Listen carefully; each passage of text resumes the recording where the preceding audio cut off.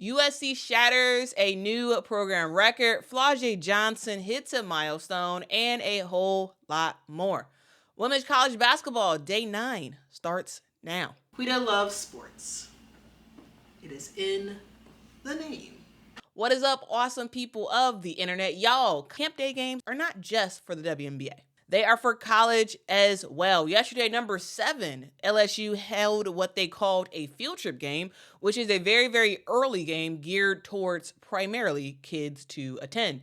This time it was kids going on a field trip from their school. Usually the kids get to go to the game for free, and throughout the whole game, you keep hearing a very piercing scream. According to ESPN, the decibel level in the Pete Maravich Assembly Center was over 110 for most of the game. And guys, that's loud. That's loud. That was the scene at the PMAC yesterday as LSU welcomed Charleston Southern into their arena and proceeded to destroy that team with a final score of 117-41. Now, this was a banner game for LSU for multiple reasons.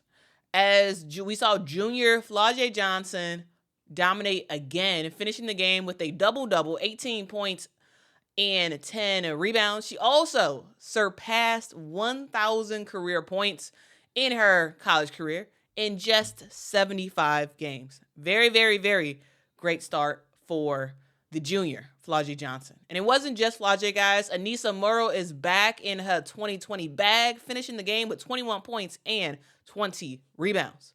Doing her thing for sure. We saw some huge games from Michaela Williams, sophomore Michaela Williams, who scored 25 points on 10 of 16 shooting with 6 rebounds and 4 assists. We saw junior transfer Kaylin Gilbert come just shy of a triple-double as she posted 14 points, 9 rebounds, 9 assists, and the best of it all, 0 turnovers. Fire. Kaylin Gilbert, I wasn't familiar with her game, right? Like, I mean, she really looks like she knows what she's doing out there. Just how much fun is it to be working with her and kind of her ability to find y'all? Yeah, it's great playing with Kaylin. I would just say with her intensity and just pushing the ball up the floor really helps our team. She adds this extra oomph, but she's been doing that in practice every day, and you get to see it on the floor. Yeah, I think she just really pushes the pace really well. I think she's finally figured out, the system and things like that, and she's just able to execute at a high level. Now, again, this wasn't the best competition, but, still kind of cool. LSU's next game is on Thursday when they face Murray State. All right, so we go from one blowout to another as we see number 3, Southern California, defeat Cal State Northridge. The final score of that game was 124-39. Now, to be sure, guys, this was a bad game. I mean, this was a game against a bad team, right? But it was very much a historic game. We saw USC make a couple history points. They won by 85 points, which is the largest margin of victory ever for a USC basketball game, men or women. So, cool feat.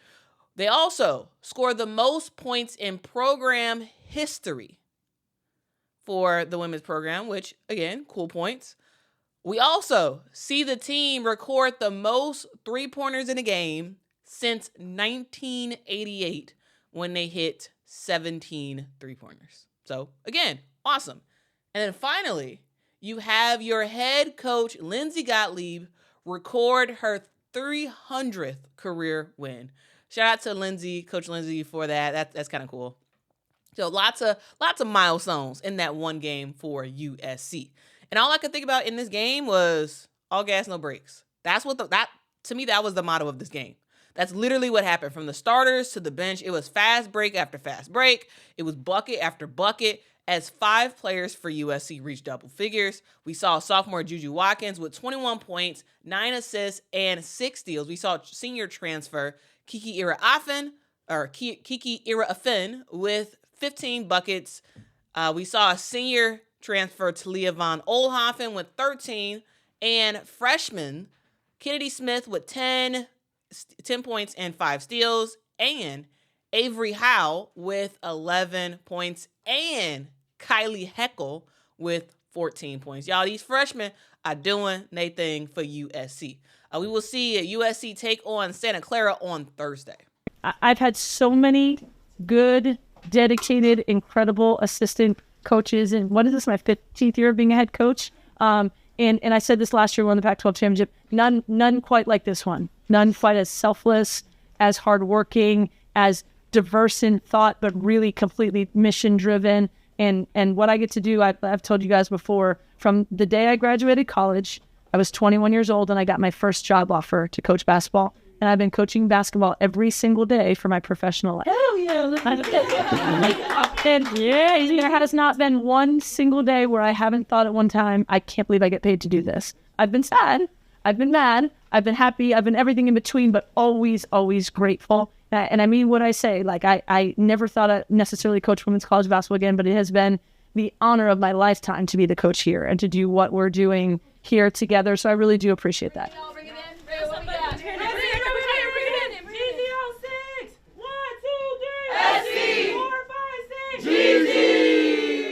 All right, on to number 5, UCLA, who took down Pepperdine 91-54 with double-doubles from both Lauren Betts and Janiyah Barker, who finished with 17 points and 12 rebounds, and Janiyah had 18 points and 11 rebounds, respectively. Next up, number 21, Nebraska took down Southern. Final score of that game was 84-58, and once again, the dynamic duo of Alexis Murkowski and Natalie Potts continue to shine, with Naismith Women's College Player of the Year watch list player Alexis Murkowski dropping 22 points, and Natalie added in a very nice double-double with 17 points and 12 rebounds. Number 12, Ohio State defeated Charlotte 94-53, but bad news for Ohio State. We saw freshman Jelani Cambridge come down with an injury. In the second quarter, she got fouled. Looks like she hurt her lower back. She left the game and would not return for the rest of the game. We will see what her status is, and I'll make sure to keep you all posted on that.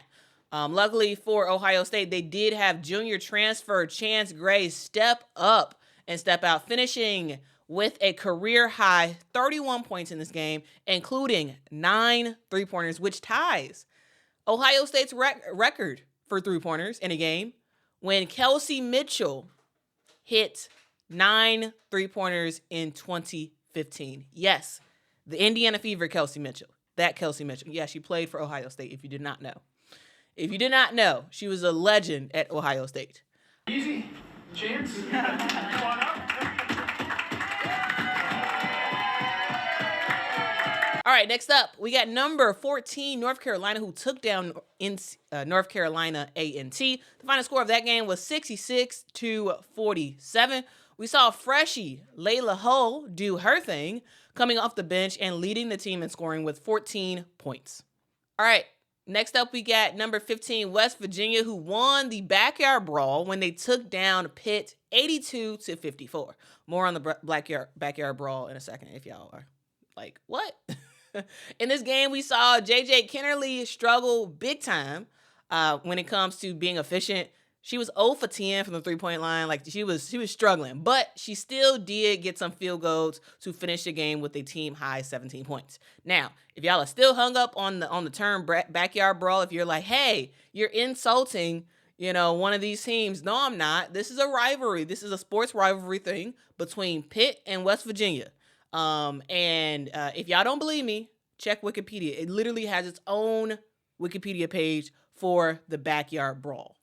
So every year, for all the sports, when Pitt goes against West Virginia, it is called a backyard brawl. And this year marks the 7th year straight where West Virginia ends up winning the backyard brawl for women's basketball. All right. Now, lightning round, we saw number 18 in Louisville take down UT Martin 86-64. We saw number 20, Kentucky, take down Wofford 76-42. And we saw number 25, Oregon, take down North Texas 66-35. Now, that is your quick look at day 9 of women's college basketball. What do y'all think about some of these games? Let me know your thoughts in the comments below, and I will see you all next time. Thank you so much. Hit that like, hit that subscribe. I'll see you again soon. Until next time, guys. Bye-bye.